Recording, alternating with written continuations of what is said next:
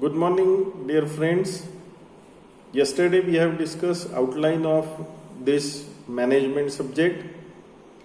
In very first lecture, we will study 15 principles or many times it refers as 14 or few times it refers as 15 principles laid down by Henry Fayol, who is supposed to be guru of management. He has laid down these 15 principles of management. Principles means fundamental, basic outline of the management. It establishes cause and effect relationship also between two or more variables, and it work as guide of thought and action. These 14 or 15 principles include first one, division of labor. Division of labor means one organization must have clear-cut division which person or which designation do which work. That means for each workman there must be defined portfolio. There should not be a haphazard style of working, that haphazardly one day he will do something else and another day he will do something another. So it will clear cut define for a person A or for this designation A, he will do particular work only. Outside his scope, he will not do anything. This also defines a very clear-cut responsibility also. The second principle tells exactly the same thing, authority and responsibility. Because one must clearly know what is his authority and what are the responsibilities. Authority and responsibility are the two sides of a single coin. Because without authority, responsibility cannot work, and without responsibility, authority cannot work. Take simple example that if a supervisor is handling 10 workman force, and if certain responsibility is allotted to him that he must complete 10 jobs per worker per shift, and if in a certain shift 2 out of 10 workers are absent, then what he can do, he has authority to punish them in legal manner or in a laid down procedure. This is his authority. One by one you have to write down these principles. First one, division of labor. Second is authority and responsibility. Third principle is single line of command. That means everyone must have a single boss, everyone must report a single person, because duplicate reporting may cause severe problems in an organization. So it should be having one boss, everyone reporting to one person, and one person should guide a workman allotted to him. Take a reverse example. If a person is giving commands by number of persons, by number of bosses, then it will create a chaos. So to avoid this situation, management has this principle, that line of command or a single boss.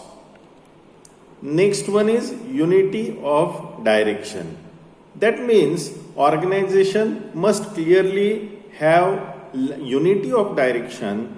That means who will give direction to whom and to which extent, and who will report to whom. This must be clearly mentioned, otherwise there may be chaotic situation in an organization. Next principle is equity. What is this equity means? Equity means everything must be in order, placement of people must be in a social order, material order should be safe, appropriate, specific place for every article. Social order must be selection and appointment of most suitable person on the suitable job. It means it clearly suggests there must not be any nepotism or there should not be selection of person on the ground of relationship or all other such issues which does not need any of the capability as such, and that is why this order must be followed. Next principle, very essential in an organization or say in a life of a person, discipline. Sincerity, obedience, respect of authority, observance of rules, regulation in the organization must be there. And again, see, I am regularly mentioning this topic that one must observe a unity goal of an organization. Though there are differences of opinion in any meeting, but one should not forget unique goal of organization. Subordinates should respect and their superiors and obey their orders. Smooth running of enterprise must be there. Subordinates also on the part of management discipline can be enforced if good superior, clear and fair agreements with workers, sanctions are judiciously applied. So these topics must be taken into account. See, order and discipline are work hand in hand. If any non-superior person should be placed in the order of non-capability, then discipline may not maintain. This must be taken into account clearly. All principles must be followed in an organization. Next one is initiative.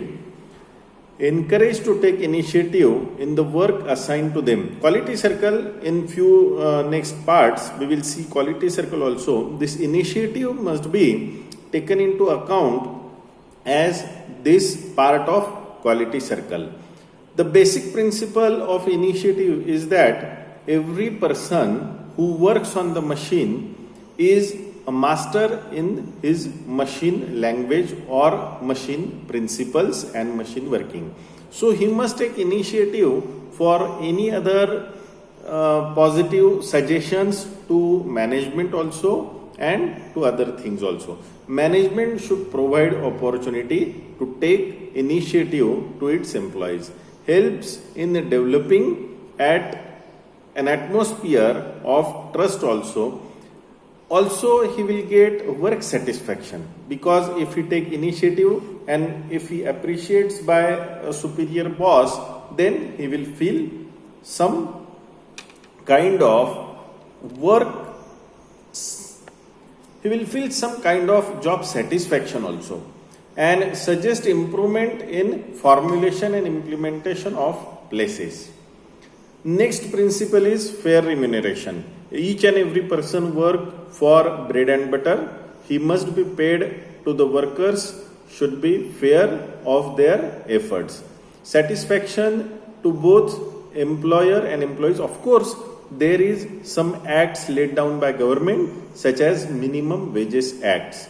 Though organization and worker should agree on particular amount, still they have to follow minimum wages act. We will study it in last chapter of our management, but fair remuneration is also basic principle of this management. It determines on the basis of cost of living, work assigned to them, etc. If risky work is there, then the person must be sufficiently insured. Insurance must be there, health insurance must be there. Provision of other benefits such as free education to the wards of workers, medical, residential facilities. Management create harmonious relationship. This is also important because if not, then worker may be under tension all the time. The next is stability of tenure. If anyone is under tension that today I am having my bread and butter in my hand securely, but what about tomorrow? So there must be stability of tenure. Scalar chain means everyone clearly knows what is the chain of command or organization, the chain of superior. He must know temporary arrangement between two different points to facilitate quick and easy communication also, and he must know who is our super boss, supreme boss, and etc. for the scalar chain. Subordination of individual interest to general interest. See, I am regularly talking about a general goal or a unique goal of an organization, and this is the principle based on that. Subordination means even though if you have some differences of opinion, but you have to work for that single goal. In order to achieve that single goal, employee should be honest and sincere, proper and regular supervision of work, reconciliation of mutual differences. See, difference of opinion must be resolved, and over and above, if not, even if not written in the statement, but one should be matured enough. Every workman should be matured enough. Esprit de corps, that means teamwork. This is principle which deals with teamwork. Yesterday I have given you example. If you are a member of cricket team, then you must run for your members' run also. If you are a pair of batsmen on the crease, then you must have to run for your partner also, or you have to take a catch. You should not miss the catch even though bowler is your so-called enemy. So this is team spirit. You must follow the team spirit in order to have your single goal of the organization. Centralization, next principle is centralization and decentralization. That means each work cannot be done by a single person. So there must be centralization and decentralization of command. Centralization which concentrate of authority at the top level, and decentralization means disposal of decision. Suppose one worker needs something from store, then he should not go to super boss. He has some authority. This is known as decentralization. It is not feasible. Organization should not strike to achieve a lot between two peoples. So these are principles laid down by Henry Fayol, and you should write down all these principles. We have already discussed. If you have any queries, then we will discuss in live class. Thank you.